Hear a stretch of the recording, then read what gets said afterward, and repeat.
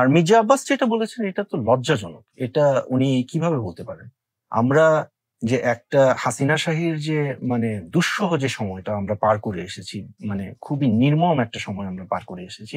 সেটা হলো ১২টা বাজিয়েছিল হাসিনা আর ইউনূস ২৪ সাহেবের সরকার ২৪টা বাজিয়েছে। এটা যিনি বলতে পারেন তিনি কি আজকের বাংলাদেশে আসলে রাজনীতি করার অধিকার রাখেন কিনা?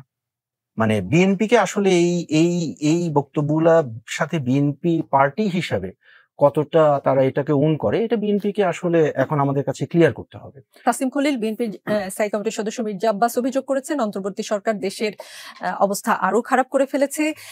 অন্তর্বর্তী সরকারের ৮ জন উপদেষ্টা সীমাহীন দুর্নীতির প্রমাণ নিজের কাছে আছে বলে দাবি করেছেন বিএনপি চেয়ারপারসন খালেদা জিয়ার একান্ত সচিব এবিএম আব্দুস সাত্তার। বিএনপি শীর্ষ নেতাদের এমন বক্তব্য আসলে কি ইঙ্গিত দেয়? তাদের হাতে যদি ধরে নিচ্ছি আমি প্রশ্ন করার স্বার্থে, যে বিভিন্ন উপদেষ্টাদের দুর্নীতি অনিয়মের প্রমাণ থাকে, তারা যদি ক্ষমতায় আসে তখন দুর্নীতির সাথে জড়িতদের আসলে বিচারের আওতায় আনা হবে, মানে অন্তর্বর্তী সরকারেরও বিচার করবে বিএনপি সরকার, এমন কোন ইঙ্গিত কি বিএনপি আগে থেকে দিয়ে রাখছে কিনা? না, উনি প্রথমত যে কথাটা বলেছেন ওটা তো ওনার পার্টি থেকেই মানে ডিজোন করা হলো, বলা হলো যে এটা বিএনপির বক্তব্য না। আর উনি একজন সচেতন নাগরিক হিসাবে এবং মনে হয় খুব ওয়েল ইনফর্মড একজন নাগরিক। কারণ মানে উনি কিন্তু একেবারে স্পেসিফিক্যালি ৮ জনের কথা বলছেন এবং এটা প্রমাণ-টমাণ সব আছে। তাহলে উনি বসে আছেন কেন? দুদকের কাছে যাচ্ছেন না কেন? গিয়ে সেখানে মানে দিচ্ছেন না কেন? এবং এই যে এক ধরনের কনফিউশন ক্রিয়েট করা, ৮ জনের নাম্বার বললাম, নাম বললাম না। হ্যাঁ? ওনার উচিত ছিল যে একটা সংবাদ সম্মেলন করা বা ডিটেইলসটা বলা। আর অথবা তার একটা দুদকের কাছে যাওয়া। দুদক আমরা যতদূর জানি বর্তমানে স্বাধীনভাবেই কাজ করছে মোটামুটি।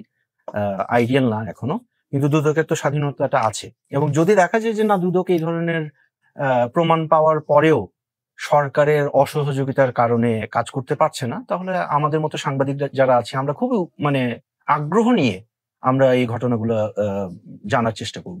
আর মির্জা আব্বাস যেটা বলেছেন এটা তো লজ্জাজনক। এটা উনি কিভাবে বলতে পারেন? আমরা যে একটা হাসিনা শাহীর যে মানে দুঃসহ যে সময়টা আমরা পার করে এসেছি, মানে খুবই নির্মম একটা সময় আমরা পার করে এসেছি। সেটা হলো ১২টা বাজিয়েছিল হাসিনা আর ইউনূস ২৪ সাহেবের সরকার ২৪টা বাজিয়েছে। এটা যিনি বলতে পারেন তিনি কি আজকের বাংলাদেশে আসলে রাজনীতি করার অধিকার রাখেন কিনা?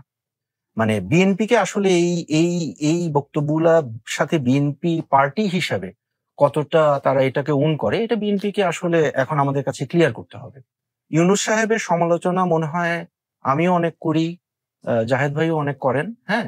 কিন্তু তারপরেও কিন্তু আমাদের মনে রাখতে হবে যে এই সরকারটা গণ অভ্যুত্থানের সরকার। এই বাংলাদেশের এটা নির্বাচিত সরকার না কিন্তু। তারপরেও বাংলাদেশের ওভারওয়েলমিং গণতন্ত্রকামী মানুষের সমর্থন নিয়ে এই সরকারটা এসেছে। এবং আমরা যে আজকে প্রকাশ্যে এখানে ঢাকা শহরে দাঁড়িয়ে একটা টিভি স্টুডিওতে দাঁড়িয়ে আমরা সরকারের সমালোচনা করছি, এটা তো আনবিলিভেবল, মানে ইমাজিনেবল ছিল এই মাত্র ১ বছর আগেও না? সরকারের বিরুদ্ধে আপনি কোনো কথাই বলতে পারতেন না। তো সবকিছু মিলিয়ে মির্জা আব্বাস যে ধরনের কথাবার্তা বলছেন এটা অত্যন্ত অশ্লীল আমি মনে করব। এটা হলো গণ অভ্যুত্থানের যে স্পিরিট, এটার সাথে একেবারেই যায় না। এবং আমি আশা করব যে তার যে রাজনৈতিক দল বাংলাদেশ ন্যাশনালিস্ট পার্টি, তারা তাদের অবস্থানটা এখানে ক্লিয়ার করবে। এবং যেহেতু মির্জা আব্বাস বিএনপির স্ট্যান্ডিং কমিটির একজন সদস্য, তাকে পার্টির দিক থেকে কোনো ডিসিপ্লিনারি অ্যাকশন নেওয়া হয় কিনা তার বিরুদ্ধে, এটাও আমরা আসলে দেখতে চাই। জি, আপনি যেহেতু বলছিলেন দুদক স্বাধীনভাবে কাজ করে, আজকে দুদকের একটা ঘটনা একটু তাসিম খলিল আপনার দৃষ্টি আকর্ষণ করতে চাই। আজকে বগুড়ার শহীদ টিটু মিলনায়তনে দুদকের গণশুনানিতে প্রধান অতিথি ছিলেন দুদকের চেয়ারম্যান মোহাম্মদ আব্দুল মোমেন। আয়োজক ও প্রত্যক্ষদর্শীরা যেটা বলছেন যে সাধারণ মানুষের কাছ থেকে সরাসরি দুর্নীতির অভিযোগ শোনার জন্যই গণশুনানির আয়োজন করা হয়। এই জন্য সপ্তাহখানেক ধরে মাইকিং করে বিভিন্ন মাধ্যমে অভিযোগ জমা নেয় দুদক। এসব অভিযোগ নিয়ে আজ গণশুনানি শুরু হয়। সেই শুনানি চলাকালে বেলা 11:15টার দিকে দর্শক সারিতে থাকা সাখাওয়াত হোসেন মন্ডল নামের এক ব্যক্তি সরাসরি অভিযোগ জানাতে চান। তবে সরাসরি অভিযোগ দেওয়ার সুযোগ নেই বলে জানিয়ে দেন দুদক কর্মকর্তারা। অভিযোগ দিতে না পেরে ক্ষোভে মঞ্চ লক্ষ্য করে জুতা নিক্ষেপ করেন সাখাওয়াত। অবশ্য সেই জুতা মঞ্চ পর্যন্ত পৌঁছায়নি। তাৎক্ষণিক ওই ব্যক্তিকে অনুষ্ঠান স্থল থেকে বের করে দেওয়া হলেও পরে আবার অভিযোগ শোনার আশ্বাস দিয়ে দর্শক সারিতে বসিয়ে রাখা হয়। তবে শেষ পর্যন্ত তার অভিযোগ শুনানি না করে অনুষ্ঠান শেষ করা যায়। এটা হচ্ছে ঘটনা ১। ওই অনুষ্ঠানে আরেকটি ঘটনা ঘটে। ঘটনা ২ হচ্ছে দুদকের অভ্যন্তরেও দুর্নীতি আছে এমন মন্তব্য করে গণশুনানিতে দুদকের মানে প্রধান অতিথি দুদকের চেয়ারম্যান মোহাম্মদ আব্দুল মোমেন বলেন যে বগুড়ার সন্তান প্রয়াত রাষ্ট্রপতি জিয়াউর রহমানের খ্যাতি ছিল তিনি দুর্নীতিগ্রস্ত ছিলেন না, দুর্নীতি প্রশ্রয়ও দিতেন না। বগুড়াবাসী কখনো দুর্নীতিকে প্রশ্রয় দিবে না। তিনি বলেন দুদক কর্মকর্তারা কি করছেন সেদিকেও সবাইকে নজর রাখতে হবে যাতে কেউ দুর্নীতিগ্রস্ত হয়ে না পড়েন। দুদক স্বাধীন প্রতিষ্ঠান, যিনি জুতা নিক্ষেপ করলেন তার রাগের স্বাধীনতা তো আছে নিশ্চয়ই, আর দুদক চেয়ারম্যান জিয়াউর রহমানের খ্যাতির কথা বলার স্বাধীনতাও রাখেন কিনা সেই প্রশ্নটিও করতে চাই। আমি মনে করি এটা একটি রাজনৈতিক বক্তব্য ছিল। প্রথম কথা হলো যে দুদক আমরা চাই স্বাধীন প্রতিষ্ঠান হোক, কিন্তু আমাদেরকে গত 15-16 বছরের ইতিহাসটা মনে রাখতে হবে যে দুদককে বেসিক্যালি একটা রাজনৈতিক অস্ত্রে পরিণত করা হয়েছিল, বিশেষ করে মানে রাজনৈতিক প্রতিপক্ষের বিরুদ্ধে।